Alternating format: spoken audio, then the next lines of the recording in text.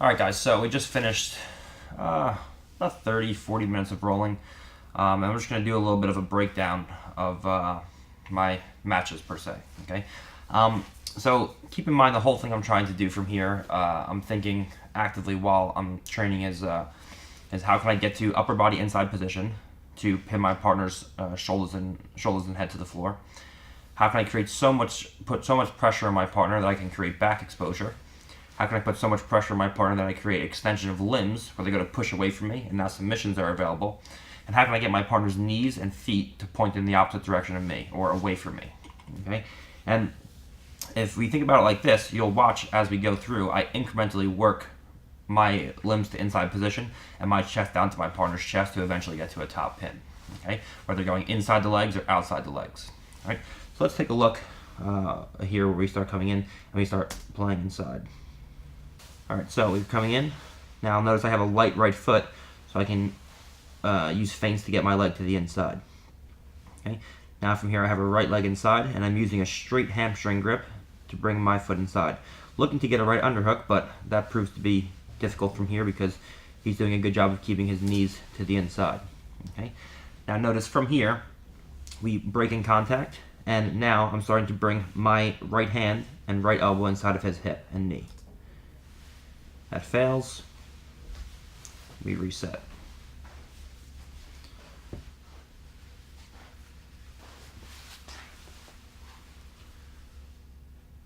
Notice how I'm always controlling the ankles from here and dominating the grip in sequences. I outflank him initially, trying to get my head to the far shoulder, which I do. Could have passed him from here, but he starts turning into me. Now his knees are pointing towards me. So I block his knees from coming up to his chest by bringing my right hand in front of his hip from here and my right shoulder into the pocket of his hip. That makes it difficult now for him to turn into me. Now he still can turtle, but as he turtles, I can just spin around to the opposite side. And now there's back exposure on my part. Which from here, if I want to take his back, I could have, but he ground beat out. Now from here, we're back into a situation where we're back in a 7 butterfly guard, and we're playing from this position. Now he chooses to go deep half. Okay, so from here he starts scooping into waiter sweeps, and I'm trying always to free this leg. What I don't want from here is for him to take his legs and pommel underneath my ankle so he can start to go into X guard and ashigarami and start to go into off balances from there. So I always keep my left ankle shallow, like we talked about in the deep half guard section of the DVD, so that he can't scoop his ankles underneath my leg.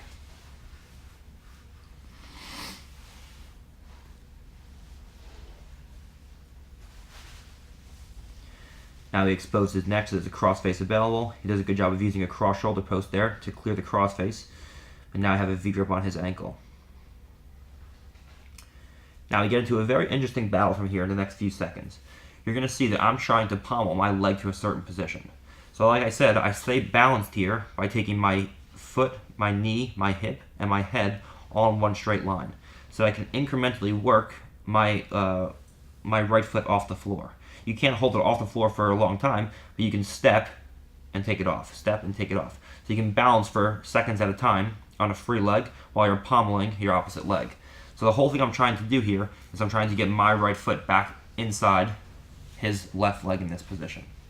It fails one time, it fails the other time.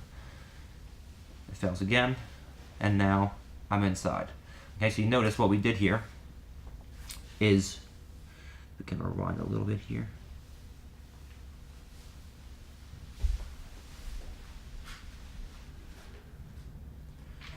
So you notice what we did here is I try to kick back behind my partner's leg. Okay, if you notice my right leg from here is trying to kick back around his left leg in this position. But he does a good job of following me backwards with a sticky butterfly hook. So as he follows me backwards, I initially go back, pommel back and around his leg, but when he follows me, I come back in front of his leg and I use a front pommel to get around his leg instead. And you'll see this in the next few seconds again here. See, I go in front of the thigh. And now I have a position where he reset into butterfly hooks, and I bring my my left knee back inside by walking him down to his right hip and inserting my left foot. Okay, so you see already a lot of these passing positions have to do with either a straight hamstring with an inside foot or a cross hamstring with an inside foot. Not the only passing positions, but a majority of the passing I did today was with an inside foot on either hamstring, which is the first thing that we do in the video. Now I'm trying to see, can I get to upper body inside position? He extended his limb because he was about to get past, and now he finds himself into Kimura with Hoshiro Senkaku, a rear triangle, where he extended a limb, and now I get to my first submission. Now we're in again. I'm faking with the leg, just like boxers feint with the lead hand, and I'm trying to step feet inside. So he beat me to inside position from here, so instead I started trying to get chest to chest and punch in underhooks instead. So when his feet beat me to the lower body inside position, I tried to beat him at the upper body inside position. So now he has a guillotine. So from here, his whole thing is he's trying to get onto his right hip and crunch my chin to my chest with his right elbow. So my whole thing is to stay high with my head so my forehead can base on the floor and he can't roll me over his right shoulder. So that when eventually I do pass, I can either pass to his right, or if he goes to crunch me over to the opposite shoulder, I can hop to the opposite side.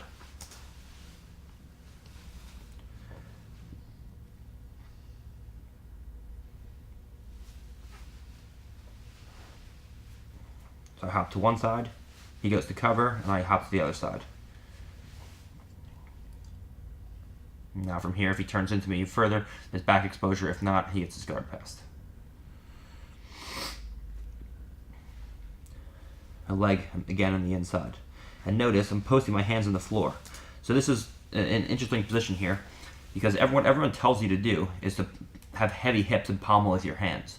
But what I'm telling you to do is to post with your hands on the floor, so you have heavy hands, and pommel with your feet, knees, and hips. Okay? And that's very difficult for your partner to deal with, because you keep them pinned through your head position, and you're naturally in a better position to out leg pommel them because you're starting from top position, okay, versus them being on bottom. You're much more mobile. So you post the hands above the shoulder line, and you start to do your leg pommeling from there.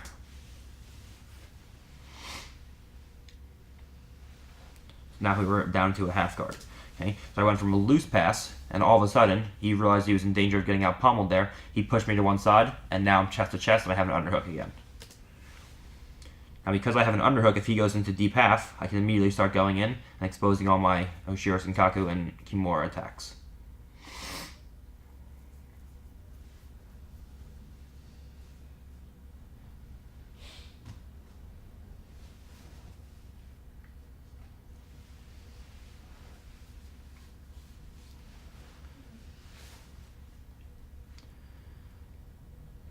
I get the leg out. I start attacking Kimura from here. Now from here, if he releases the leg, there's back exposure. There's still back exposure, but I just wanted to mount him from here just to get to a guard pass.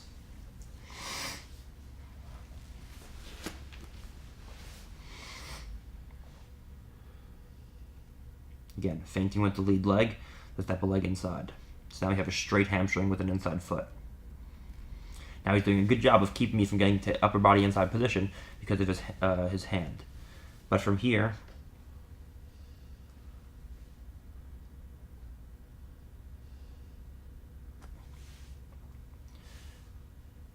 notice he takes his right foot outside of my hip, and that allows me to outflank him to his right side.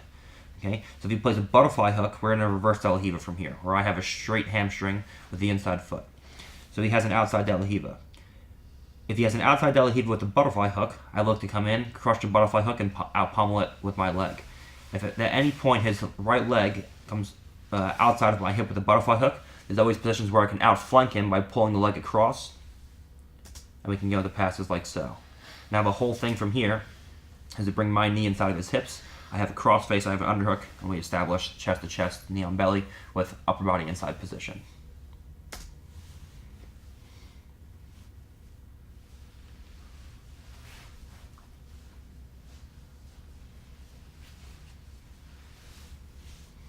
Okay, take a look at that again.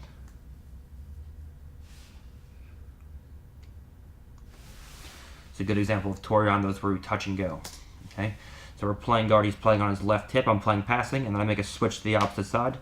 Okay, where from here, notice that when I outflank him initially, my hand is inside of his hip, and my knee and my elbow is inside of his knee. So that makes it hard for him to high leg over. Now his right knee from here is still inside my hip. So my left hand is on the opposite side of his knee, posting on his knee. That's what allows me to push his knee down and bring my right knee inside of his hip. And that's what leads me into a pass from here.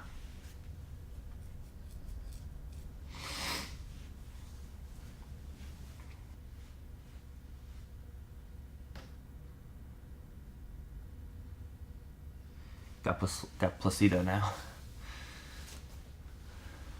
Now he has an Ashigarami, or shin to shin. Okay, so notice what I did here. When he pommeled shin to shin, he beat me initially by getting shin to shin. Now I have to find out a way to get my right foot back to the inside position.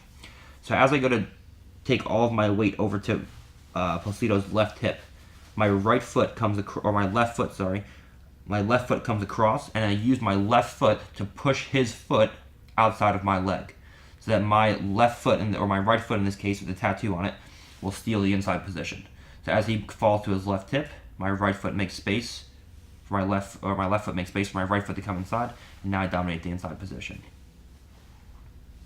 Now from here I'm controlling the gripping exchanges, and now from here I felt like I couldn't pommel around his leg.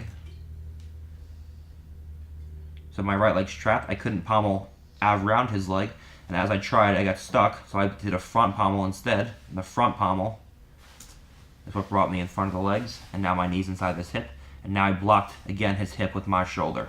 So when he went to turn into me, I pushed diagonally towards his far hip, and it was hard for him to pass from there, or to return from there. Again, same thing with the lead foot to get a foot inside. Now he puts the underhook in, he scoops into a deep half. I'm scooping his leg to try to control the space between his knees from here. He's trying to get underneath me. I sit around. I try to go into cross ashi, but his knee comes back inside.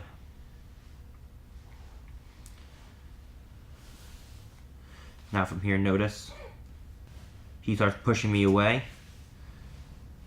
The elbow comes away from the body. I sit through. Now there's Kimura danger on his right arm. Right now I have a Kimura locked. And notice my knee position as well. Just like we talked about in the video, when I sit into this butterfly position, it's always a turning of my right hip down, so that my right knee connects into his hip, and a closing of my left knee into his butterfly hook. So when he was to elevate me from this position, you see it's incredibly difficult because of my hip position.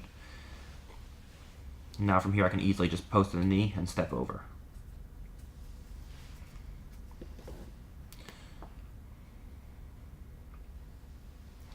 And notice these very subtle grip fighting exchanges here. Okay? When we start in a seated guard again, and he goes to grip me, notice I'm always subtly breaking his grips in the wrist and re-gripping. I'm not allowing him to keep 2-on-1s for any amount of time, or even 1-on-1s. When we start from this position here, you see when he goes to grab my wrist, I'm always just subtly breaking grips and re-gripping. Okay, so now I have his wrist, and now he has no grips in my wrist. Now I have a leg inside again. I use my foot to do the same clear as we did before. Okay, and now I hip switch past his guard. Okay, so now let's take a closer look at this. From here, now my left foot clears my right foot inside. Now I have a straight hamstring inside foot. Now from here, he goes to extend me away with his right foot. Because of the extension, you notice his knee isn't on the outside hip. If the knee was on the outside hip, I can't hip switch past his guard. But because his knee is on the inside hip, on my right hip in this case, when he goes to extend me, I can just hip switch right past, and now we're inside control. That's the same pass I hit on Hamelo and ADCC. Okay, 2-on-1, I strip, and we're fighting from here. He's fighting for inside position with his feet.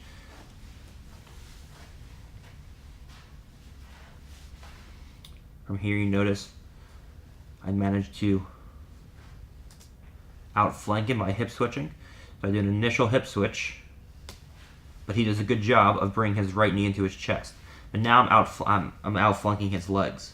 So from here, I try to push his leg down, but he does a good job of keeping his left knee to his left elbow, so I can't get inside position with my right hand. So if I can get to an underhook from here, I'd be able to pass him. But he does a good job of keeping everything inside. So now from here, I have to use outside position with double overhooks to pass instead. Okay, so he stole the inside position, but I capitalized on using outside position to pass instead. So now I have outside position controlling his elbows, and I'm going to beat him at the legs now by pommeling through, hip switching past, switching the knees, and now I'm past.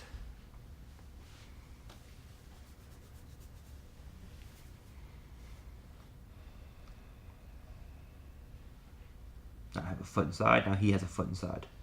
So now from here, because he dominates the inside position, I'm just going to come in, and I'm going to use a back step instead. So because he dominates the full inside position, now from here we're in an X guard. So I have to start going into defenses from there. So my whole thing from here, his left foot is one that stops me from backstepping around my partner's guard. Okay? In order to defend any Ashigarami X guard, I need to get two of my feet to the same side of his body. Okay? Right now, my right foot, the one closest towards the camera, is on the left side of his body, and my second foot is on the right side of his body. So I need to backstep my right foot to the same side. The only way I can do that is by clearing this left leg sticky hook of his. Okay, because when I go to backstep, this sticky foot will keep my leg in place. So I use a reverse V-grip on this left leg so that he can't follow me with his butterfly hook, and then we just backstep around, and because we have a shin across his hips, that stops his hips from coming up and him from inverting. Here. Okay, so now you see when my shin's across his hips, when he goes to bring his knees back inside, it's very difficult. And now we can settle down into a variety of passes from here. If he was going to bridge more and move around, we'd use a scoop grip pass just like we did before, and then we pass through the scoop grip off of that.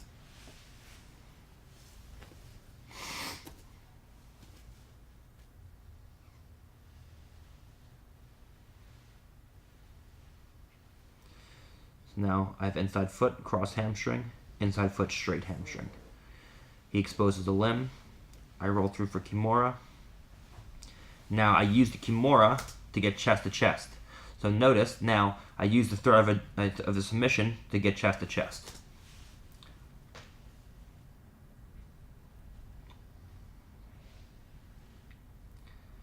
Now that I have the Kimura with the chest to chest, let's use my feet to out-pommel his legs. And since his upper body's pinned, it's difficult for him to be able to do anything effectively from here. Now I have a cross face. Okay, so now I'm getting closer to the upper body.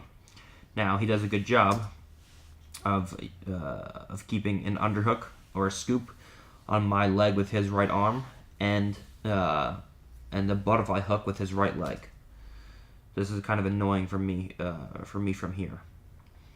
The reason why he's not able to come on top from this position is because I can always use my left leg to back step out and post on the floor.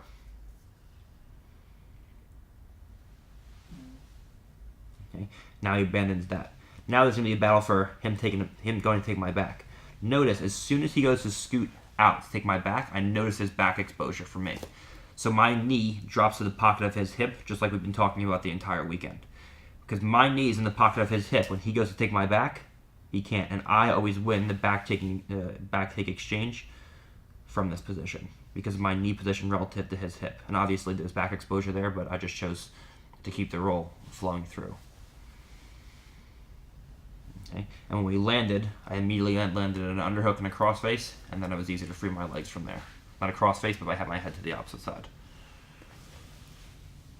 Okay, faking the legs, and inside cross or inside straight hamstring. Okay, once again, we come in, inside straight hamstring.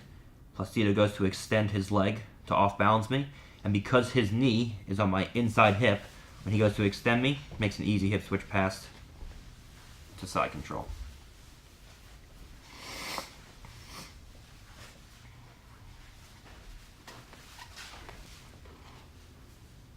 Dominating the ankles again. Good, now he is inside position, and time runs out. Third match, I believe. Okay, so again, I use that pommel to get my foot to the inside hamstring. And now from here, notice he's trying to bring his left leg back to an ashigarami by bringing his leg back inside, which is smart on his part. But I'm using a connection of my right elbow and right knee on this side to stop him from bringing his foot around to the inside.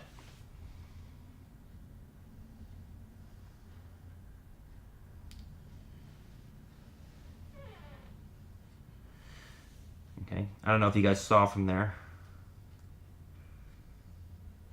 What I did was I pommeled my outside foot on top of his shin so I can hold his shin down while I use my right hip to hip switch past his guard. So right now, this outside shin is ankle to ankle on him. And because my foot is connected to his ankle, when he goes to extend his right leg to off balance me, it's impossible because it's pinned by my left shin. And that's when my right leg can easily hip switch past. Okay. Now from here, this is technically, I would have just passed him from here, but I let him recover by using his hooks, and we restart. Again, I fight back to that inside foot position. I hip switch past, and now I'm not completely past his legs, but I use that now to come chest to chest. So I was loose passing above my partner. I used the hip switch to get him thinking about something else, and now my head position is essentially a cross face, and I have an underhook with my left hand. So you start chaining loose and tight passing together. Now his knees are pointing away from me, but his feet are still pointing towards me. So the whole thing is how can I get past those feet? Double underhooks now.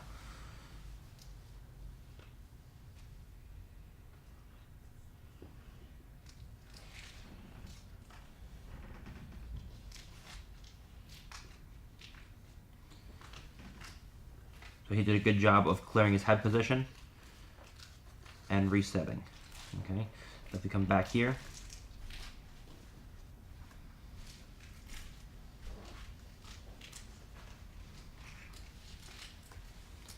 so my head's next to his. He did a good job of extending butterfly hooks away and bringing his head position back in by using his right knee. Now, I almost got past, but his foot was in the way. He bridged, and now we're back into position. But notice I still have a good tripod with a right arm underhook from here, okay? And my head position on the floor basing out is what allows me to keep him from taking me over. Notice I'm almost completely up and down to the floor from here. I'm almost completely vertical. But because my head position, when he actually goes to off balance me, it's very difficult from here. And from here, notice, all the weight is on my head. But his shoulders and head are pinned because of my right side underhook and my head position. So again, you're staying heavy with the upper body, but you're using your legs to out pommel your partner's legs while his shoulders are pinned. Okay, so it's very difficult, especially when his shoulders are pinned to out leg pommel you from here. Okay, even if you're a worse leg pommeler than your partner, you're still in a much better position to beat them from here. Okay, so now let's take a look. He's doing a good job of keeping his knees inside. Okay, and again, these guys are all better than your average guy. You know, a couple of these guys, one of the guys medaled at Worlds at brown belt in the gi. A couple of them won purple belt Worlds. Some tough black belts, some guys who fight. So these guys I'm not just training with white belts here. So you guys know. Okay, he does a good job of getting his two knees back inside. So now he has two knees back to inside position, but I still dominate the upper body position. Okay. And because I don't have a cross face, because I'm using my head as a cross face from here, my left hand now is free to post to my partner's knee. So this will always allow me to get past my partner's knee on the one side. If I have a cross face, my two hands are occupied. You can't have a cross face and underhook from your partner's full butterfly guard. But you can have a cross face, you can have an underhook, and use your head to have the same effect as a cross face while you have a free hand. Okay? If we look from here, now I push the knee down, now I'm past the knee. Now I pommel, I jump to the opposite side, because I was based out on my head, and now he goes to turn away. His back exposure there. He realized that, he turned back into me, and that was the guard pass. He's doing a good job staying shin to shin here. So I let him enter in. Now he's in a position where he has two butterfly hooks. I step out by leaning my weight to one side. His feet are inside. And now from here, I backstep. Okay, and now if you see, watch again.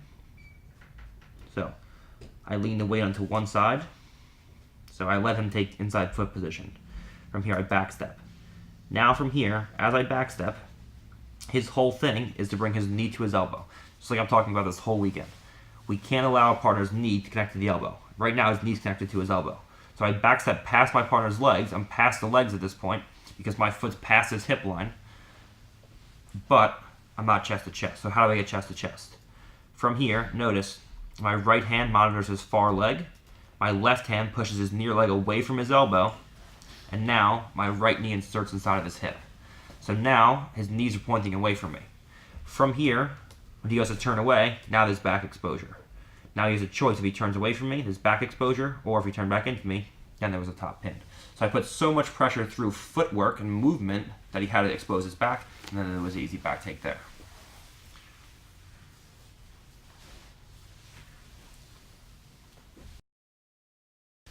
We come in, I hip switch pass.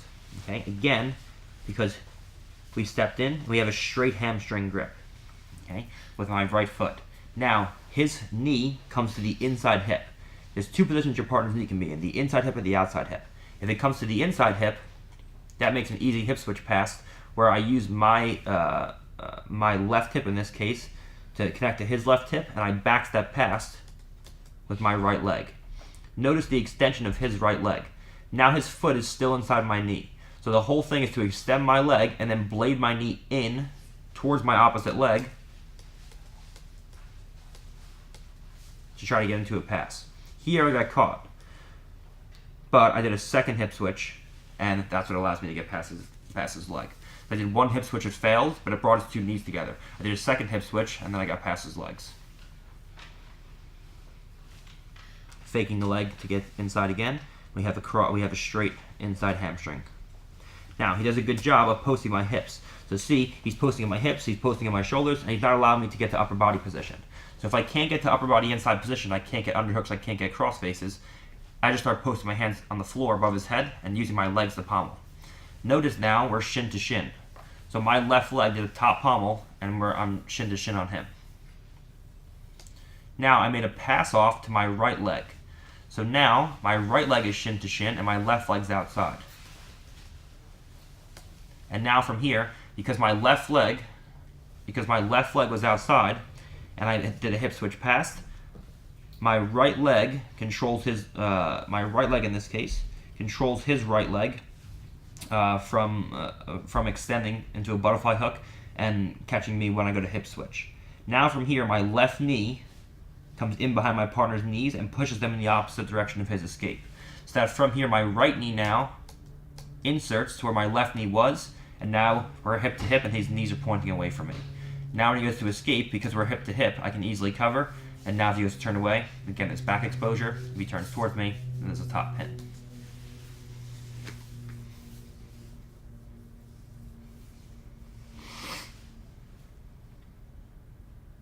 Okay, I let him steal inside position again.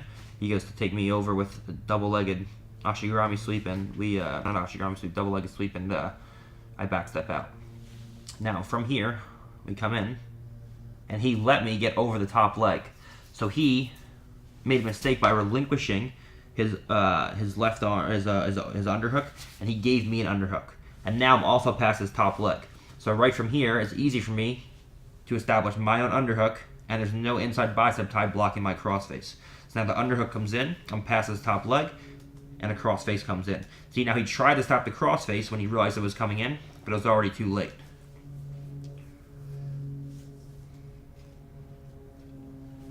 Now I look to insert my butterfly hook, and now he has a butterfly hook. So I'm using my legs to pommel past his legs while his head and arm are pinned.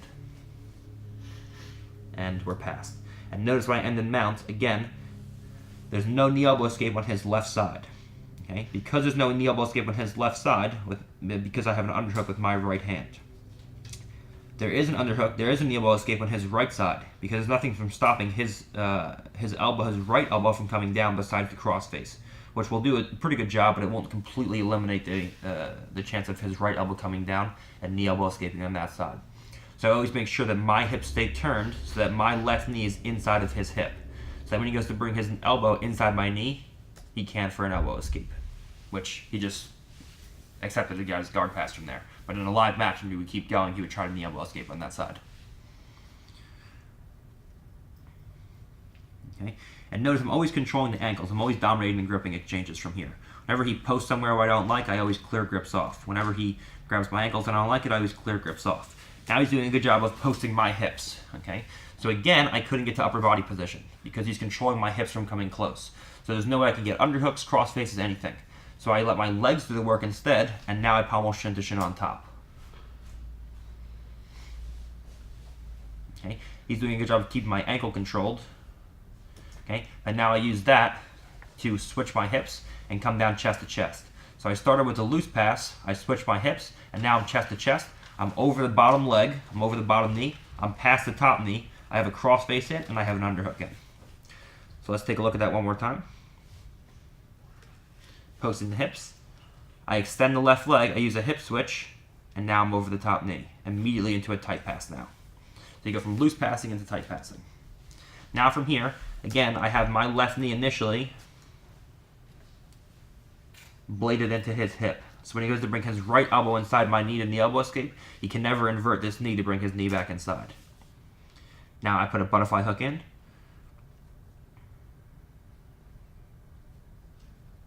And time runs out. Okay, so you see there's a common theme now happening with these passes. I'm either trying to fight my legs to the outside if I can't get inside position, or I'm fighting a leg to the inside. And then I use either, in this case mostly, a straight hamstring to do floating passing and loose passing, and then I use that to get into either tight passing or submissions. So this is interesting. These next couple of guys tried to play deep half guard on me, and no one at Henzo's really plays deep half guard, so it's interesting to see how I'm going to deal with it like this. Okay, and we're going to talk about these different positions a lot in the video. So he tries to go waiter sweep. He tries to bring it, does a good job of bringing the knee inside, but as he goes to heist, I use my two hands to push weight back into him, and that prevents him from getting all the way up to his feet. Now he enters into an Achigarami and a 50-50. Now I stand up, and from here, I just take my leg out because he did a poor job of controlling an Achilles grip when he released his legs. Now he's doing a good job of staying shin to shin. I again use my free leg to pommel my foot inside. If he has a scoop now, or he overwraps my leg with his left arm. Now he tries to come into another position where he goes into deep half. But from here, I start to backstep, or try to backstep, but that fails. So now I enter into his legs on this side. So now obviously there's leg attacks if I want, but we're going into passes from here. So instead, I go from a position where I'm attacking the legs to a position where I bring my right foot to the inside hamstring on the far side. Or to a straight hamstring on the far side. He reaches for a leg, and now I go for an underhook. He attempts to go for a guillotine, and I sit down to my hip from here. Now I start fighting his hand off, until eventually I just accept it and step over. Now, if he would have taken his right elbow down to his hip from here and just bridged off the floor, he might have been able to sweep me. But he didn't. He chose to bring his knees into his side. And now, once my head popped out, he realized he was going to get past, and he started to try and turtle into me. Because my right knee is connected to relatively close to his hip, it's hard for him to bring his knees inside. The only thing he can do is to turtle up. And now from here, there's a position where there's back exposure. Now I could have taken his back from there, but I wanted to use guard passing. So now we get into this position again, where I have a claw grip with a cross face. And when he goes to put me in half guard, instead of going back into a half guard, I just insert my right knee instead. So my left knee is inserted into his hip, my right knee is in between his legs, and I have my ankles crossed, so when he goes to hook over my ankle with his outside foot, there's no ankle to be hooked. Okay? So now there's actually no half guard in place. Now he starts to bridge into me again, and now I step over, and now the second time, he made the same mistake twice, so I just took his back.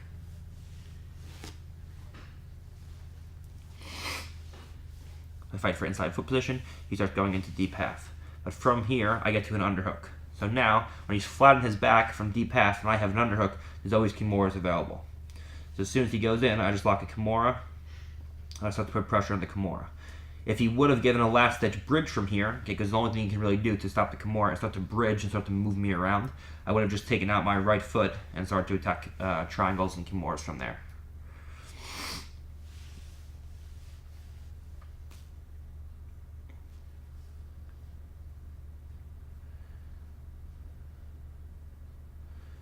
He shoots deep half, I step over, and I start trying to attempt to go into cross hashigirami.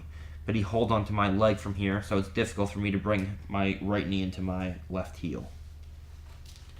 So we find ourselves fighting from this position for a little while.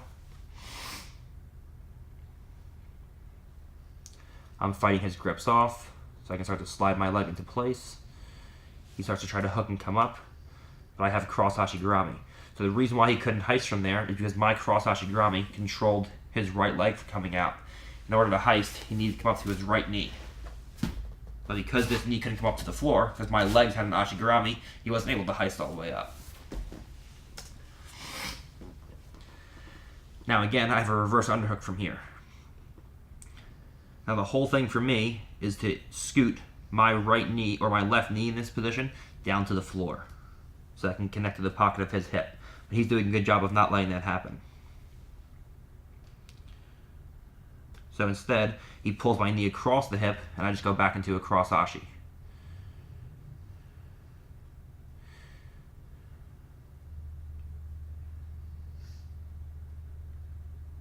He uses the cross face to bring me back over, and now we end up in this position here, where I have a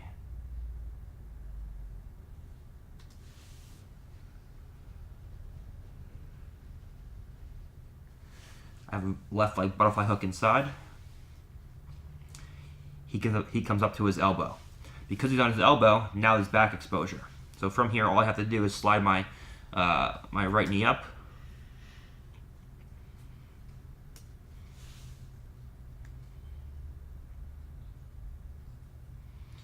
Sorry, I didn't slide my right knee up from there. It must have been trapped in between. His leg must have been in the way. So instead, I just focus on getting an upper body position. So I just set through. Now I have a figure 4 backhand and arm. But my leg's still trapped. That must have been why. I probably wasn't trying to take his back. I was probably just trying to go into a guard pass or a back triangle from there. Yeah.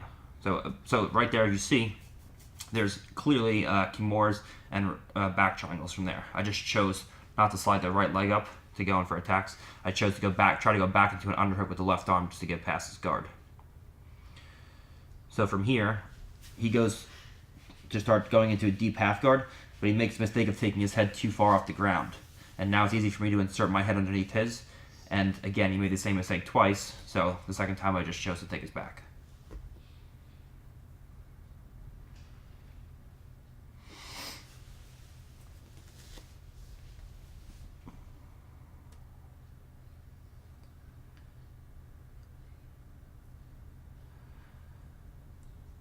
Right knee inside with a straight hamstring.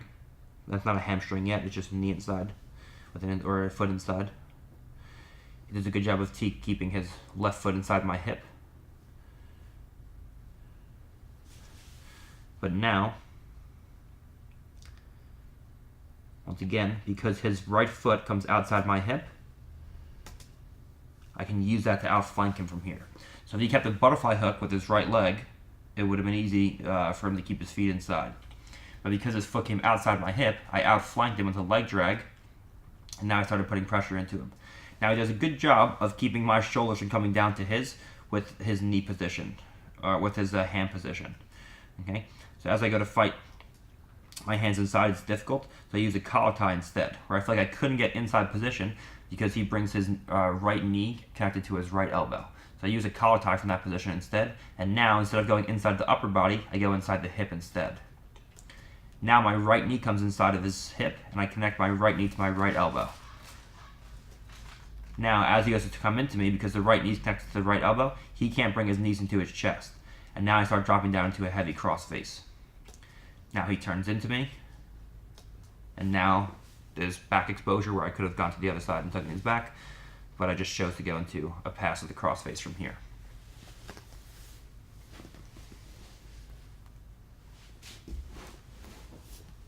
Inside foot. He scoops to the far leg into deep half, but again I have an underhook and a kimura.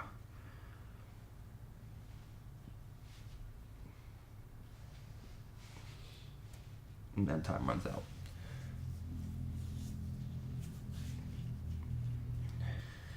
And again, if any of you guys who train with me are watching these videos, thank you guys for being these ukes. Okay, now,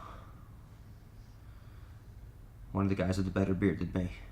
I have a cross hamstring from here, and he scoops into a deep reverse de la Riva. But it allows me to get a scoop grip with my right hand and step around his leg. So now from here, what the scoop grip allowed me to do was keep his knee off the floor. If I didn't have a right hand scoop grip and he wanted to just bring his left knee down to the floor as I spun around, I wouldn't have been able to insert my left knee underneath his leg, because his left knee would have beat my leg to the floor. But because I had a scoop grip with my right hand, it allowed me to scoot all the way around without him bringing his knee to the floor before I can get my left leg underneath his leg. And that allows me to lock a full cross hashigurami. Now I heist up on top. I have an initial underhook that I'm fighting for with my right hand, but I felt like that wasn't going to be an option. So instead I hopped over, so I pulled his leg down. Let's take a look at that. So I pulled his leg down with an overwrap, just like we talked about. So I felt like I couldn't get an underhook. I pulled his leg down, knee comes to the opposite hip, and I step over. Now from here, I start to get my weight heavy down towards his hips, but he does a good job of off-balancing me to the second hip, or to the opposite side. Now I stand up, he goes deep half, and he faces towards me. So I peel his grip, and I back step off. So now I'm back to an inside foot, and we're ready to pass from here. He scoops again, I clear. He scoops again, and I click with the legs this time. And now we have limb extension, and now I start attacking kimuras from here. So you see, essentially you're just putting pressure on your partner from every different angle. Now I could have had a back triangle, but I wanted to go into a pass instead. So I opt to take a underhook and a crossface. I walk back towards his hips. I move his head to the opposite side. So now there's back exposure. So notice what I did there.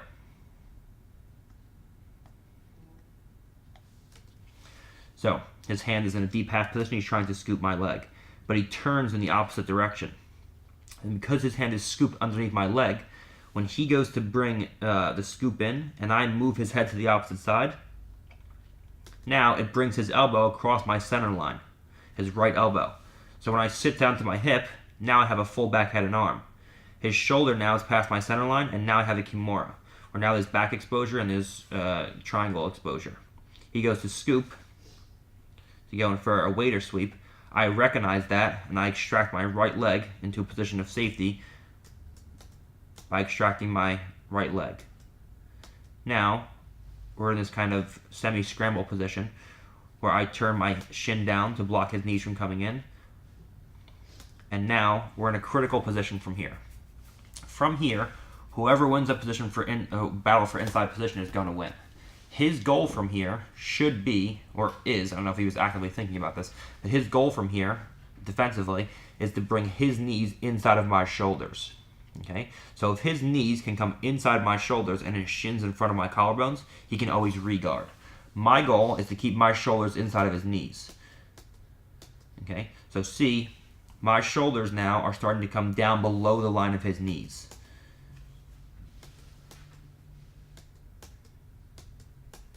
And now, because my shoulders stay inside of his knees at all times, there's a pass there.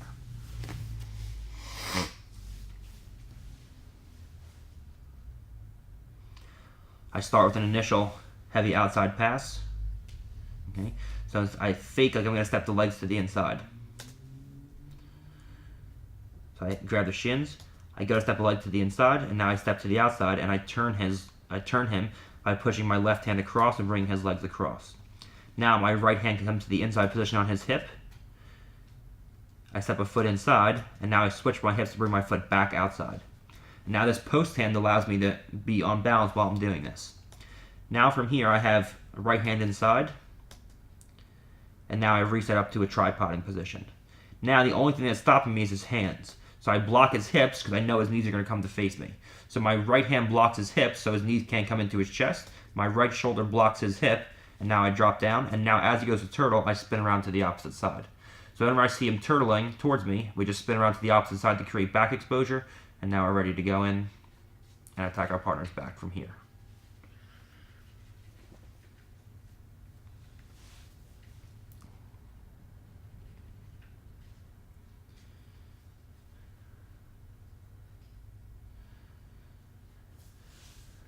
Okay, so I'm playing around a little around there with outside passing now.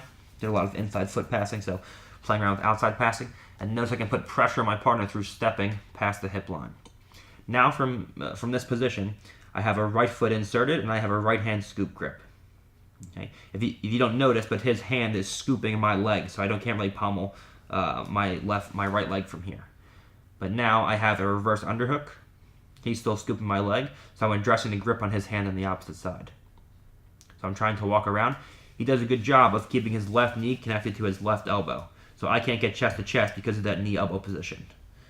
So I'm fighting to get around with my left hand, but his knee to his left knee to his left elbow stops that. So I recognize this, and now I make a transition to the opposite side. Because I have a right hand scoop grip, it makes it easy for me to go from one side to the other, and now from here, what he wants to do is to invert his right knee. If he can shrimp out with his left leg and invert his right knee to face me, then he wins the battle. So I want to pull my elbow back towards me, bring my head above his knee on his quadriceps, and make it impossible for him to invert his right knee. I solidify this with my left hand coming across to the far hip. There. And now we're into a good passing position. So see how his knee cannot invert from this position because of my head position. Now I come across to the far hip, and that's what gets me past him. Now if he turtles, just back exposure. Oh yeah. My next DVD, after you guys see how good this one's going to be, it's going to be $20,000 for a copy.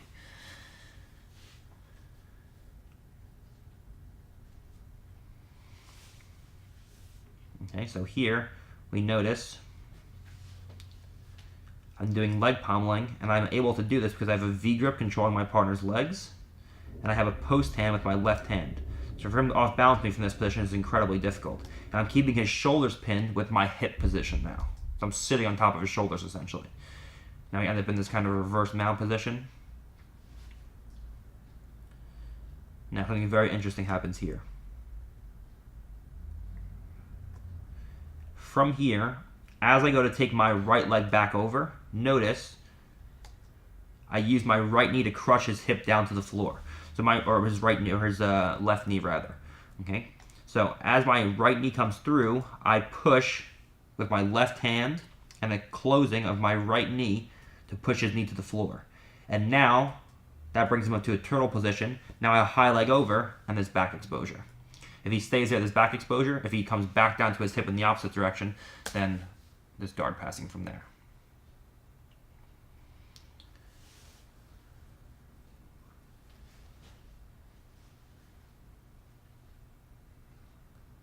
So I create back exposure here, and now we're into a pass or back take, depending on where he goes.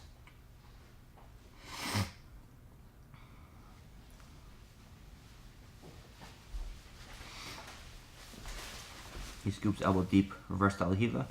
I clear that and I go to the opposite side. So now let's see how we get into this transition. So he's in reverse Talahiva. I clear that and I immediately look to outflank him on the opposite side by controlling his far shin and pushing his knee by. Now I attempt to get past on that side, but it fails. So now I threaten like I'm going to go back to the other side, and then as he goes to recover to the opposite side, I just hop back to the same side, and now I really go back to the opposite side. Where now I have the same inside foot at a straight hamstring, and I have a scoop grip with my right hand. Now I pin his leg down with my foot so he can't scoop into my leg, and now I look to start inserting my left hand in front of his hip. Because I have my hand inside of his knee on this side, he can't bring his knee inside my shoulder, his top knee. And now, my right shoulder is inside of his right knee. My left shoulder is inside of his left knee. I control the inside position, and we're past.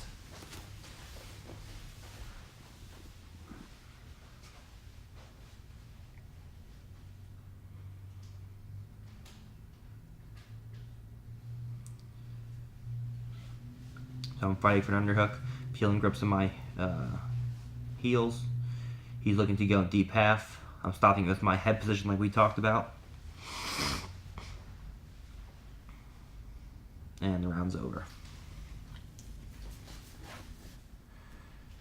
So you see, essentially what I'm doing is finding ways to just incrementally work my limbs to inside position. That's how we get to a top pin.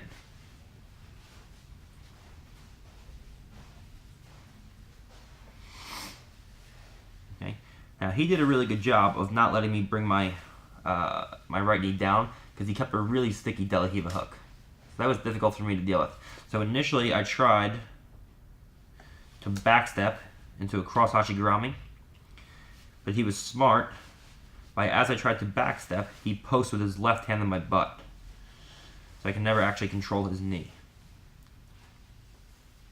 So as I go to backstep, he shoots through. I go to backstep, and he posts my butt here with his left hand. So now I am past his knee with my knee line, but I can't maintain it because my knees are open. So when he goes to push me away, I have to reset.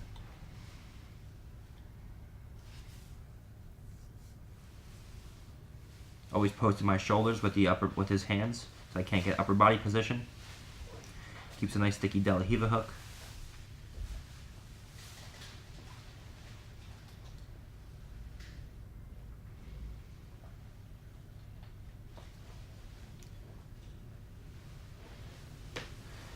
I scoop the leg, try to enter in, but he pushes me away.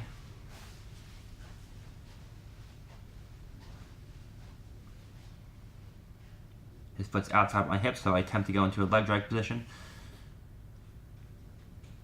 So let's take a look at that. So again, his foot comes outside my hip. I attempt to go into a leg drag. Now, as I come down, I drive into him, and he pushes his hips back up into me, and we kind of spring off each other, and we end up in a position where now he can bring his feet back to face me. Now I attempt to go into double scoops, but that doesn't work. So instead, I take a hand inside of his knee. I try to push his knee down, but he does a good job of keeping it up by pulling on my triceps. So the reason why I couldn't push his hips down to the floor on this direction was because he had an opposing force with his left hand on my tricep. Now he goes back to a De La Riva, but I still have a scoop. So I sit down to a half guard. Now I bring my hand inside. Now I switch back to a scoop.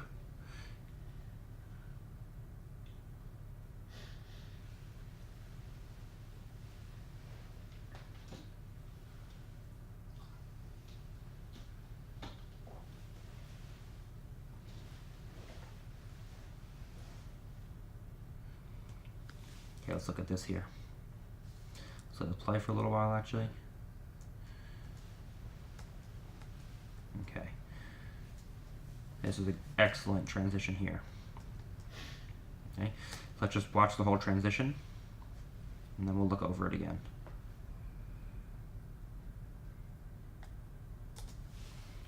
So, we're in.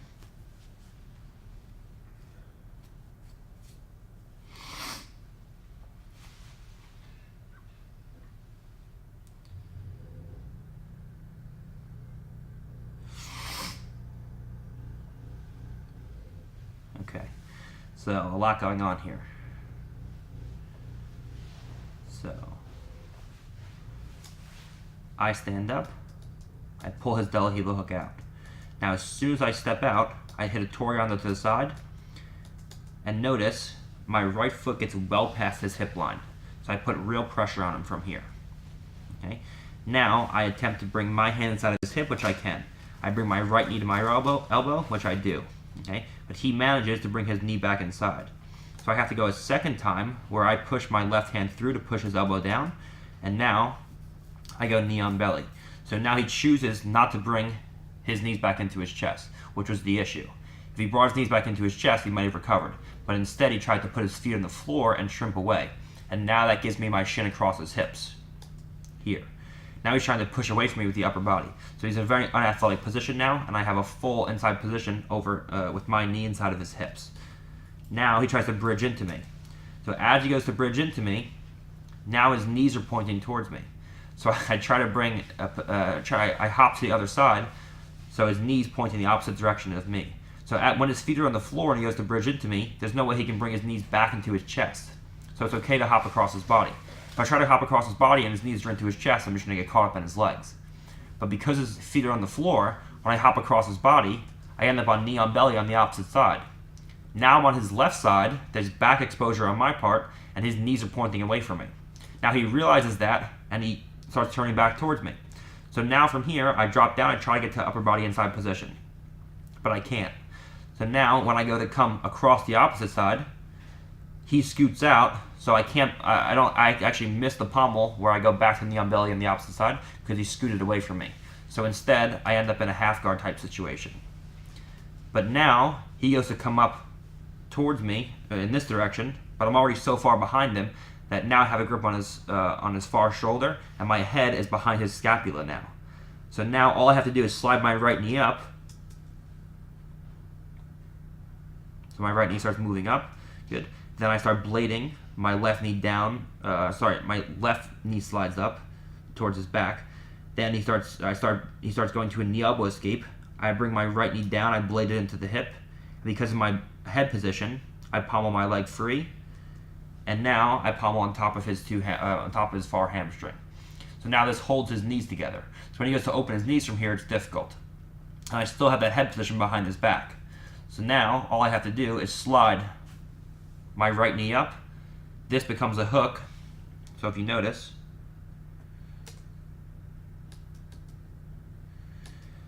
as my left knee slides up, my right leg comes into a hook. So this heel will connect into his hip, his bottom hip, his left hip in this case. So my right heel will connect to his left hip. There.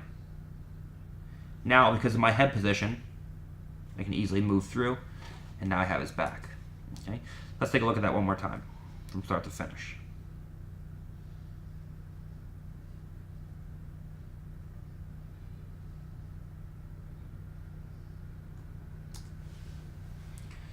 Clear the De La Riva.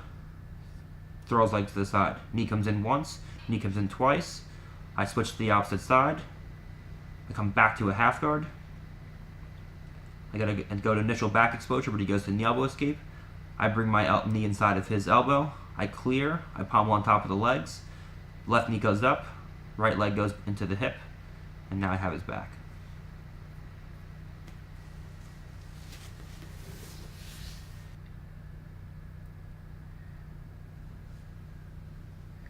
And you guys watching this, there's so much more I could have done if I was actively seeking the back the whole time. Okay, I was just trying to force guard passes here. Okay, but there's so many opportunities that you guys probably didn't even see that I could have taken the back easily. Okay, I'm just strictly trying to do guard passes from here.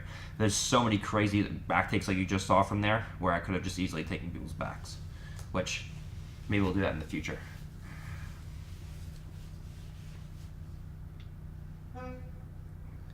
Now he does a good job of keeping his knee inside, trying to keep a sticky De La Riva hook. He's controlling my ankle well, and he's using a cross shoulder post with his right hand, so I can never get inside position at the upper body.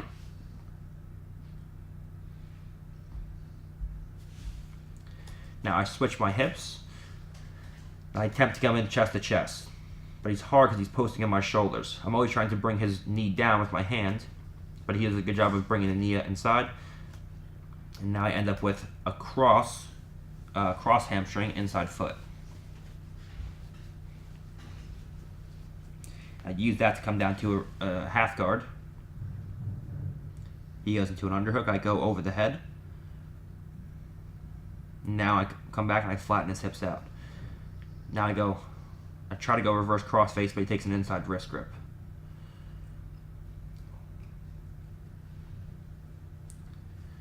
Now I'm fighting. You see how he's posting on my inside bicep tie, just like we talked about. So it's difficult for me from here to get my right hand inside. So we're hand fighting in this position. I bring a butterfly hook inside because he brought his knee down to the floor. And now I attempt to go over his head. So his hand is across his body, like almost like a Dar strangle. But I have a crossface in there as well. My hands are locked.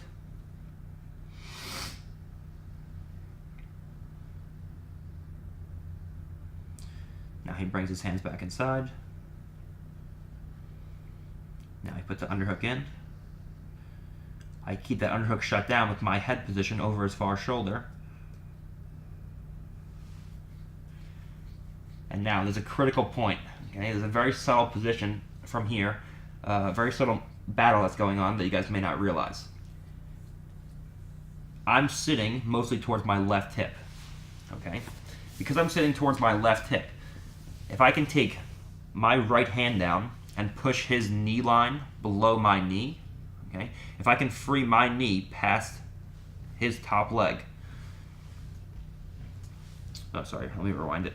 If I can free my knee past his top leg by pushing it, from here, I can easily bring my knee across and go into a 3/4 mount. So what he has to start doing is pulling my hand off of his knee. So initially he had an underhook. So if we come in, we're here. He had an underhook. So there's no way I can get an underhook from here. So instead of dealing with the problem of the underhook, I started switching my hips and addressing his knee.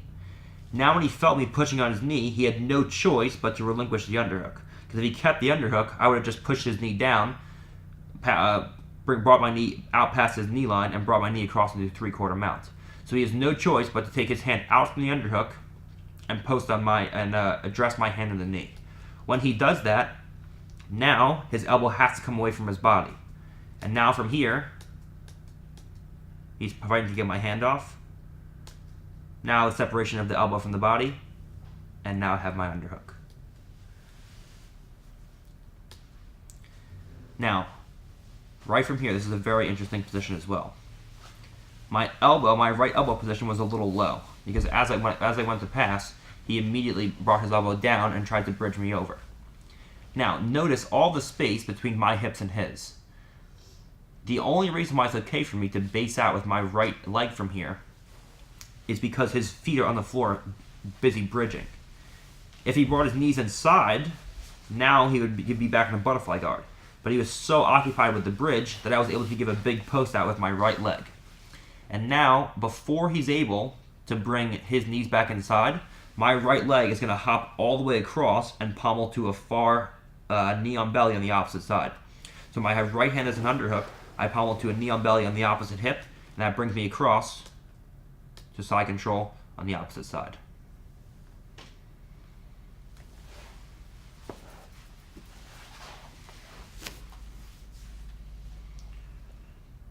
I try to go outside, he brings his knee in.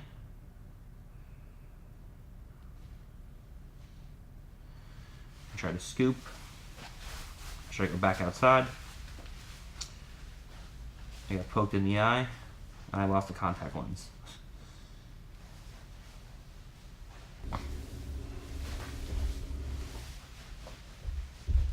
Okay, so he shoots in deep half. He looks at pommel legs. I pull his hand off from the waiter sweep. Now I start to go into guillotines. Okay? So just like we talked about, if I feel like I'm gonna get taken over, or I want to voluntarily fall back over, we fall to the left hip, and we use a combination of the left leg and the right hip and the right knee. My right knee this time is compromised by his overwrap, but my left leg can keep him to a position where he can't flatten me out. And now we crunch his chin into his chest, and boom, we're past the legs. Now he chose to not stay on his back, he chose to roll through from here. We roll through right into a front head. Okay, so you see the guard passing system, it's been chained together with all of these systems. The front headlock system, the Kimura system, the triangle system, the back attack system, the leg lock system, and we haven't seen in this video the armbar system. Okay, but I entered the cross hashigurami, I entered into kimuras, I entered into the back, I entered into triangles, and I entered into the front head. Okay, so when, just like John says, when one system fails, it's overlapped by the strengths of another system. Okay, so essentially what we're trying to do is first you have to learn all the moves in themselves. Then you have to learn all the series of movements that go with one another. You have to learn the entire series. You have to learn all the moves in the series to create one system. Okay, so then you have one system, the leg lock system. You have to do that for every single one of the systems. Then you have to figure out how do I combine them together into an effective unit to be able to attack my partner. And that's when you really start to get good. So it's learning the individual moves, the series of moves, the system, one of the systems, doing that for all the systems, and then combining everything into one. And you see in this video, the guard passing system laced into front headlock, triangle, back, kimura, and leg locks. Okay, we saw all of the ability to attack all of these positions off a guard passing system.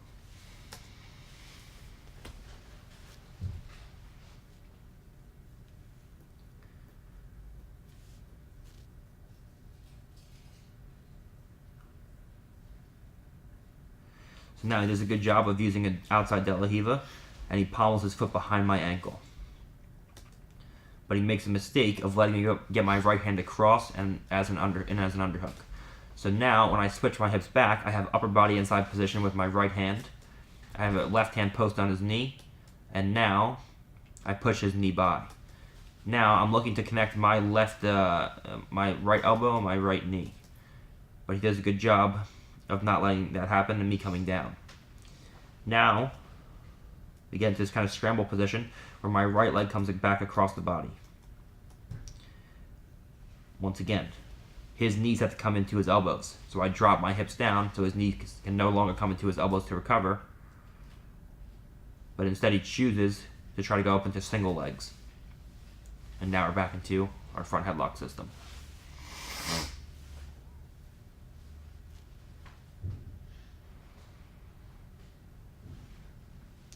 I give him double underhooks with upper body and lower body inside position.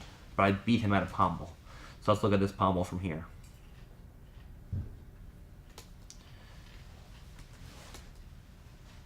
So he overextends his left leg butterfly hook. So I pommel 1, my left foot in, 2, my right foot in, and now I have an inside foot with a straight hamstring.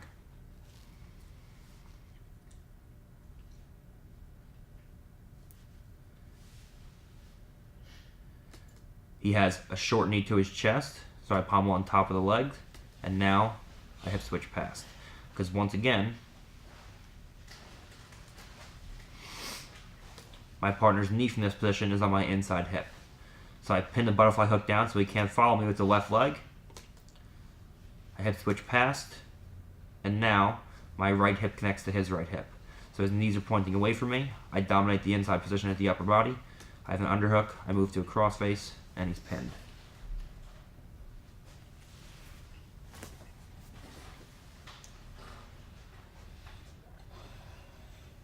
Again, deep outside De La Riva. I sit down this time. Now he takes his foot so far across my body, and now I can get to the opposite side. Now, there's a battle going on here with his foot, his shoelaces, relative to my hip position. Okay? So my whole thing is to step my left leg over his foot. I do that there. Now, my left hand clears his foot, and now I start coming around to the opposite side. Now his knees point away from me, and I cup his knee like we talked about before. Now the whole thing is to get my head over his far shoulder, which I'm trying to do from here. But now he does a good job of shrimping away, posting on my shoulders, and that makes it difficult for me to come to upper body inside position. Now because I'm not past his knees, I'm not in a leg drag position, it makes it hard for me to go inside bicep ties. Okay, so we're here. Beat his leg, and we're in. Now, he posts inside my bicep and uses a cross shoulder post. Now before I can manage to get my hands inside of his biceps, he immediately shrimps out. Okay. Now he brings his knee back in. I take my left hand off and place it over his head. Now I have a base on this side and I have a hand over his back. So now I can hip switch past his legs. And now he has to turtle. As he goes to turtle, he's going to face me. I step a leg over.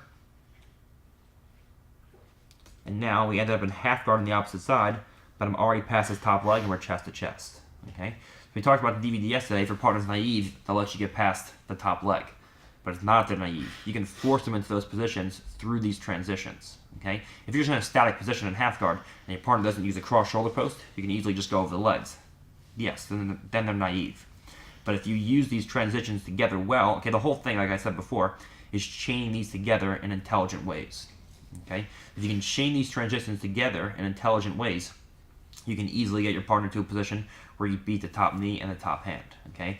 It's just being able to recognize the opportunities to chain these transitions together in ways that you can get to your preferred positions.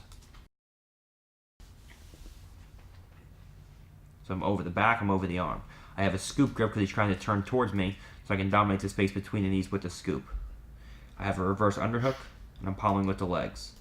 Now I'm past his legs from here, I step over into mount. And now I use my heel to pull his legs up.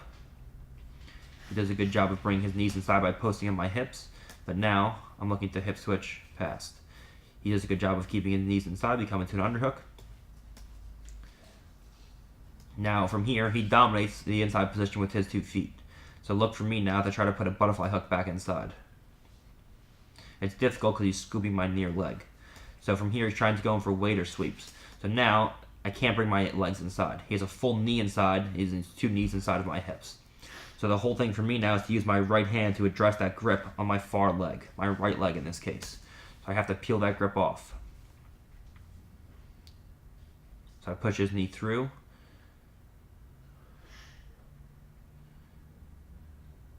Now I peel his hand off. Now he still is inside position.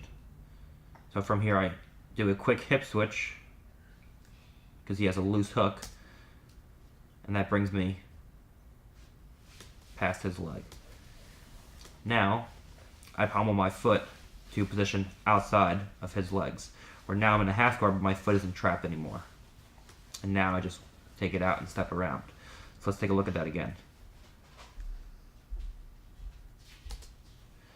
So I address the grip, I hip switch past his loose hook, and instead of accepting a half guard, I bring my heel into my butt, here.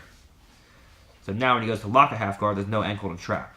And now I just extend the leg past, and now I'm going to insert my right knee either into his hip, or because he turtled into me, there was back exposure. So notice, this entire time, I'm actively grip fighting. And you see a subtle moment that I'm grip fighting. I'm going to use a V-grip on my partner's trap muscle to get him pushing back. When he pushes back into me, I use a collar tie to put weight over his feet by pulling his head over his feet, and then I step a leg to the inside, here. Now when he goes to pommel his feet, he can't. And my leg's inside.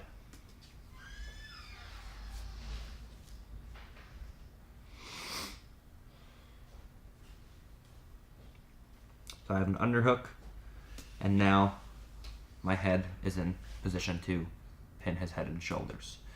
Now his head's pinned in place, and I'm going to look to get past his legs. But because he's scooping my leg now, there's a better opportunity going for triangles from here. So we have an opportunity to go in for triangles because we're in a deep half and we have an underhook. So we have triangles and kimuras, which I turned into an udagatame from here.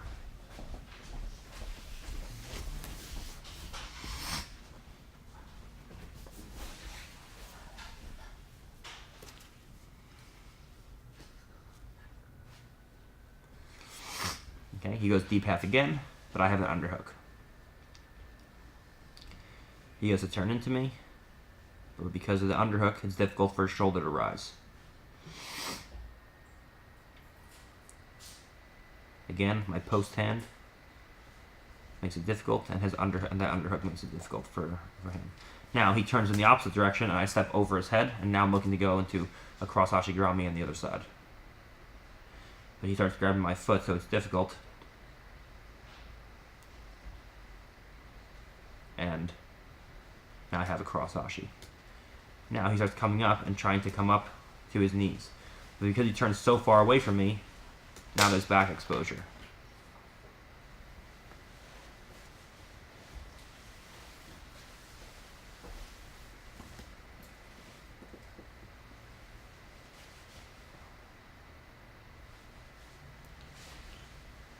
So again, I use my foot to pommel to an inside straight hamstring.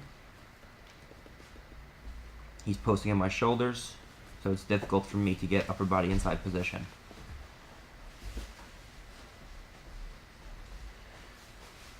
Notice my head position.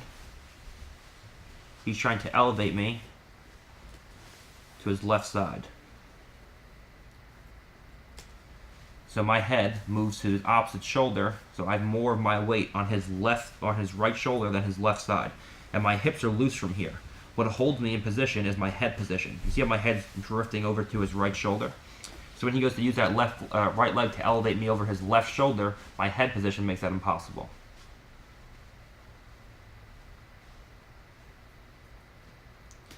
And now I attempt a hip switch. But because he has a sticky hook, it's difficult initially to get past his leg. But now you see, I'm past his bottom leg. So now I'm in a half guard. So I use the hip switch this time to not get past his guard, but just to get past his top leg in a half guard. There. Now I'm past his top leg and we're in a butterfly half guard. Now I have a tight waist, I have a cross face, and now I move up to an underhook. Now, he does a good job of not initially letting me pommel in a butterfly hook. So my whole thing from here is to make sure that I stay heavy with the left hip and bladed with the left knee. So when he gets to elevate me over his right shoulder, he can't. See, he's doing a good job of raising his knee so I can't pommel a butterfly hook in.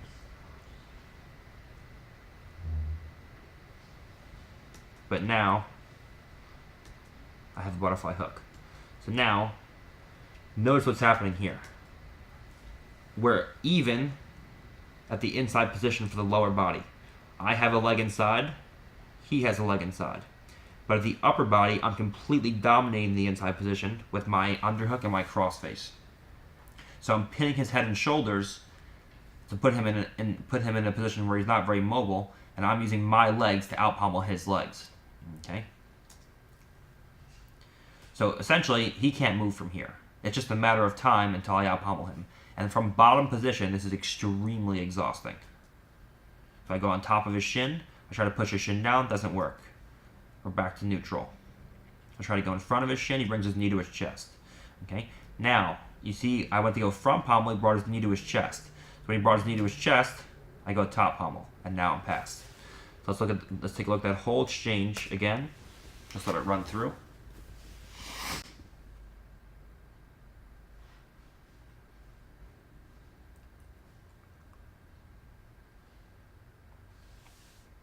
Now, let's look at it again. Okay, from here he goes to elevate, but because my head, again, is over his far shoulder, he's trying to elevate me over his right shoulder in this case. My head drifts far over his left shoulder, and there's no elevation to this side now. Okay, and in the one before this, he was trying to elevate me over his left shoulder, and my head drifted over his right shoulder. Now he's trying to go over his right shoulder, and my head's over his left shoulder. Okay, so now I try to go on top of his leg. My foot slips off. He does a good job with his hand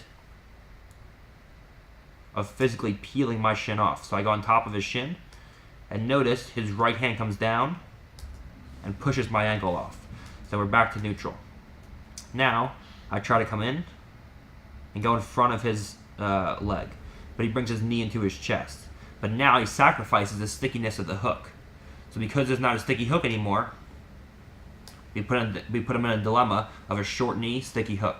If the knee comes into his chest, I can't go in front of his leg, but I can go on top of his leg.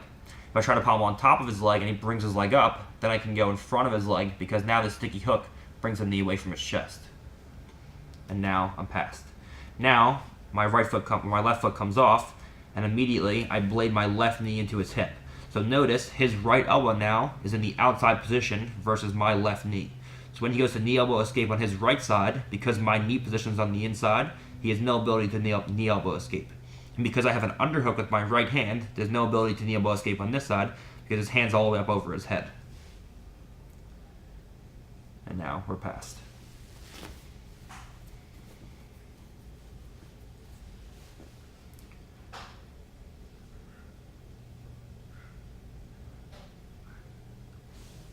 Okay, let's look at that. So, I have an inside straight hamstring.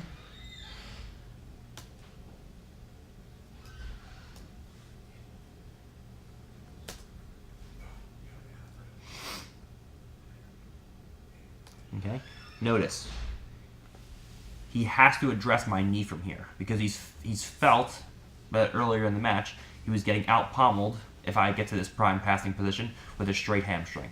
So what does he do? He brings his left elbow inside of my knee to knee elbow escape. But now his hands aren't occupied on my chest anymore. Okay, so let's let it play for a second. Now we're chest to chest.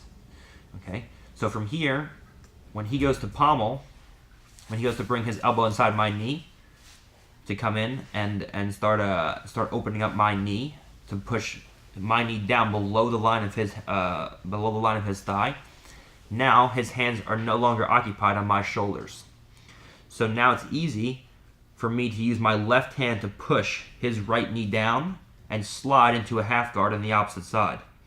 So as he goes to recover this knee, my right knee is going to end up over here, and I'm going to end up in half guard on the opposite side, chest to chest, because he wasn't monitoring my shoulders now. He let go of my shoulders. He relinquished the shoulder control to try to fight the knee. So now I'm chest to chest with a half guard pass from here. Now I have a tight waist to control his hips.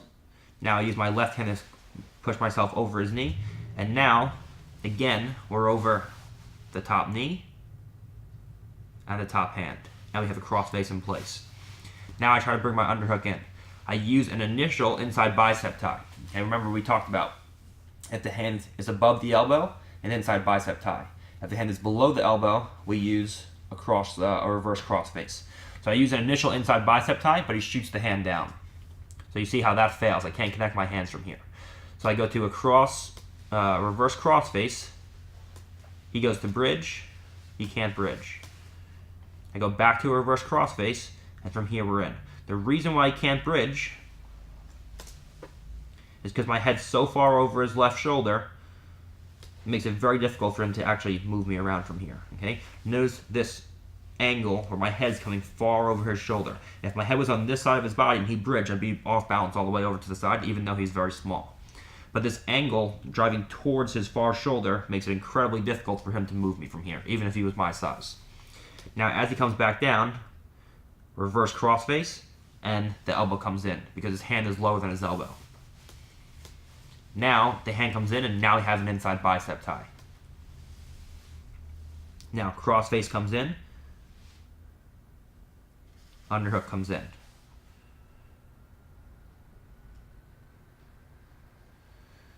Fighting the legs to inside position.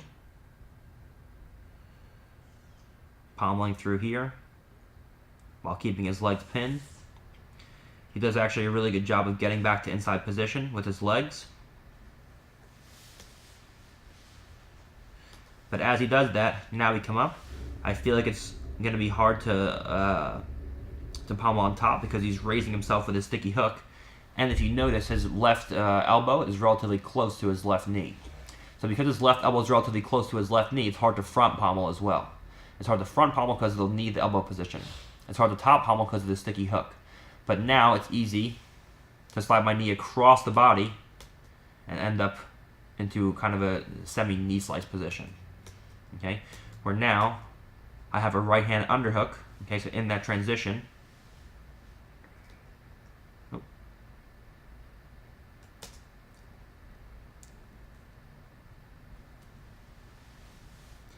In that transition, I never lost the underhook. Now, I get my knee down to the floor. My head comes down next to his head.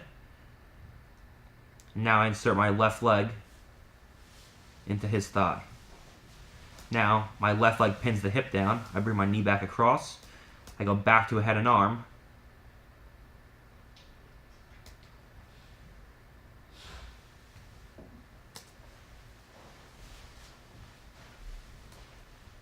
Now I feel I'm going to bring his knees in. So I block his knees from coming in by bringing my right knee across. But notice, my shoelaces still stay on the back of his hamstring. So that when he goes to open up his knees from here, he brings me to the opposite side. Now I have an underhook on this side. So he brought me to the opposite side, so I chose to go back across. When I did that, he did a good job bringing a butterfly hook back in. I still have an underhook. So now we're just back in the same position. He manages to bring an underhook back in. But we're still chest to chest. So now I sit through, uses the underhook.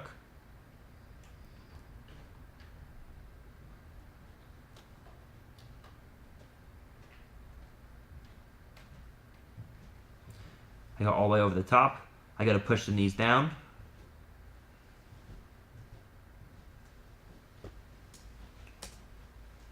So, I push the knee down. My leg comes outside. I beat his knee position with my hip. And now, my knee comes in. If he would have shrimped away and inverted his right knee, he would have been able to bring his knee back inside. Because he just shrimped away and his knee stayed in that position, he wasn't able to beat my hip with his knee. Now, I know he's going to shrimp towards me. Okay? I know he's going to try to come in towards me after I get past. So immediately, when I feel him coming in towards me, I take my left hand over his head so that now my right hand can come in front of his hips and block his hips. And I just start walking around to north-south. And again, we have that position of the connection of our head to our partner's hip, our shoulder to our partner's hip, and now when he goes to turtle, now this back exposure.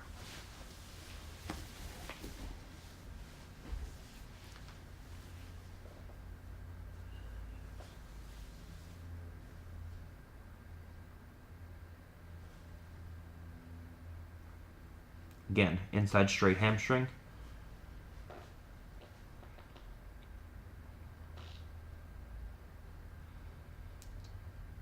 And now I have the upper body position, and I have my head doing the same motion as a crossface.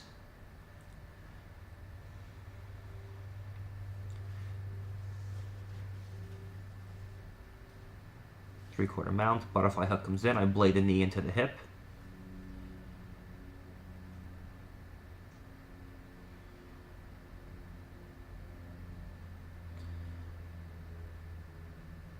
I pommel across, so I fake like I'm going to go to mount.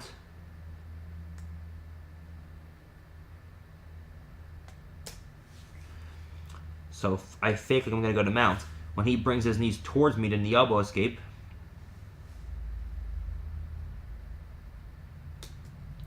now his knees are facing towards me. So as his knees are coming towards me, my leg goes back the opposite direction, and now I'm in knee on belly on the opposite side.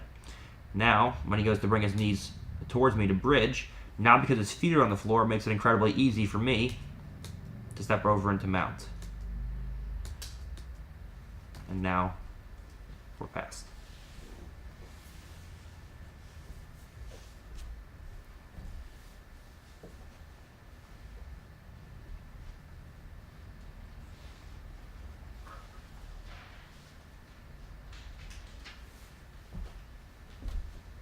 So, settle into a half guard. He has a low knee shield. So I sit past his knee shield, and I go to a reverse underhook. So let's take a look at that again. So, I sit past his top knee, and I go to a reverse underhook. Now, he's smart. My knee's off the floor, and he starts pommeling a butterfly hook in. So now we're essentially in the same butterfly half guard that we were before. So he started chaining things together. We started in a low knee shield. I switched my hips. So in the passing DVD, we did half guard, knee shield, and then butterfly guard, separate kind of different things. Okay, but like I said, your partner can chain various guards together from bottom position. So when he goes to switch from a low knee shield to a butterfly half guard, we have to be ready for that. So instead, we go into a butterfly half guard passes, where as he goes to pass from, or as he goes to move and elevate me from here, the reverse V grip stops him, and now I backstep through. Now I switch to a scoop grip,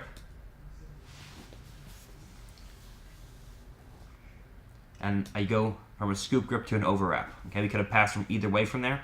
I just wanted to give you guys a little variation in the techniques. We go to an overwrap. We have our knee connected to the hip. We step over into mount.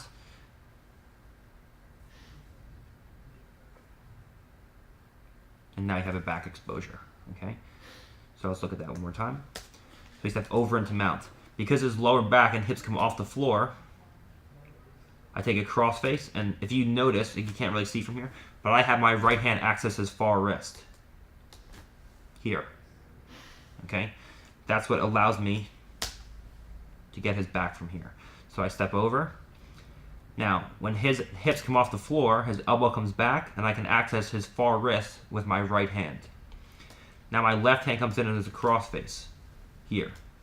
Now all I have to do is bring my right knee up and over towards my partner's back, and my left heel is going to connect to his bottom hip. So my left leg, this foot, is going to connect to his left hip as my right leg comes around. There. And now, the only thing left to do is to bring my head to the opposite side of his head. So my right ear, or my left ear in this case, has to connect. Left ear.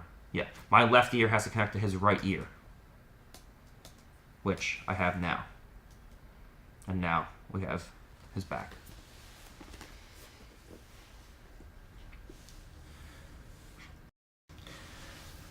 So, you see what I'm doing is chaining the three kinds of passing together. Loose passing, tight passing, and submissions. Okay? You saw very clearly in this breakdown that I start initially with loose passing. If you can get into tight passes right away and get upper body position, that's great. But with anyone good, it's very difficult to do that. So you start with loose passing where you float your hips over your partner. Then you either out pommel them there and you pass them, or when they start to push on various parts of your body, you chain it with tight passing. Okay? If they start to push away with tight passing and they make enough space, then you can do hip switches and you can get past your partner's guard. But you see how much pressure you put on anyone you train with when you chain all three types of guard passing together. You saw multiple submissions, you saw multiple tight passes, and you saw multiple loose passes. Okay? And you saw a combination where I would pin the hips or the shoulders and head down to negate movement, which is technically a tight pass, but then in the same style of passing with my legs that I was doing in the loose passing, where I couldn't get upper body position. Okay? This is what you guys should be doing when you're passing someone's guard. You should be getting good at all the individual techniques, mastering one type of guard passing, mastering the other two types of guard passing, and then being able to chain them together better than anyone else in the world. And obviously, I know you guys aren't trying to be black belt world champions or ADCC world champions for the most part. I know most of the people doing this are hobbyists or buying this or instructional, are hobbyists, and they want to just get better at jiu-jitsu. But you should have goals in mind. Okay, you shouldn't want to be the best blue belt in the world. Okay, you should want to be eventually to a level where you can give the good guys a run for their money. Okay, and this is the way you do it, by having goals in mind while you're guard passing and actively thinking about what position you want to put yourself in. Okay, and if you watch this breakdown, if you watch the match, just the video without me talking, if you watch my matches from competition, and if you watch the instructional, everything that you see me do, they all correlate. The same thing I teach in the video, I do the same exact things against high-level people in this breakdown. I do the same exact thing against black belt world champions in competition. Okay, so the things that I'm showing you are the things that I actually do. Okay, and we went through a lot of them with this DVD or with this breakdown. Okay, so hopefully you guys enjoyed this. I think we're going to link both the breakdown and just the unedited, just full roll, so you guys can watch both at the same time. This is going to be probably over a 10-hour video, so it's a lot of content. And like I said in the beginning, this is This is something that should be like a second sensei to you guys. It shouldn't just be, here's a couple techniques, have fun with them. Okay, this should take you years to get good at. That's how you want it. You want long-term goals, not short-term goals. Okay, and always remember, different kinds of passes work better with different body types as well. Okay, if you ask a 140-pound person to try to smash pass a 240-pound person, the chances of the 240-pound person, despite the skill level, being able to roll over to their stomach and take a smaller guy over who's like 100 200 pounds lighter, chances are very high. So it's much easier for a smaller person to use movement-based passes, loose passing, on a much heavier, less mobile opponent from top position. If you ask a 240-pound person to pass a 140-pound person with footwork and toreandos, it's going to be much harder for them because they're not as mobile as the little guy inverting, and they can invert underneath them and give them all kinds of trouble. But it'll be much easier for the big guy to just get a hold of the small guy, pin him down, and smash pass him from there. Okay? And submissions work on everyone. So if you get good at submitting people or threatening submissions to get past the guard, you can pretty much go into submissions on anybody. Okay? But these are your goals while you're trying to pass the guard. How can I pin the head and shoulders? How can I put so much pressure on my partner that I create back exposure? How can I put so much pressure on my partner that I create extended limbs and get submission danger? And how can I make my partner's knees and feet point away from me?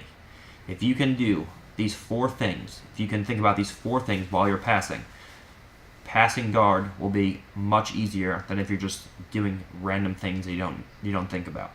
Okay? And my goal in this DVD is for you to use these same concepts that I'm teaching you and go beyond what I'm teaching you in this instructional, so that you yourselves can have creative ways to get past your partner's legs and not just copy the techniques I'm doing here. Okay? So with these 4 goals in mind, you should be thinking about how can I use these underlying principles to create my own kinds of guard passing and effectively get past my partner's legs.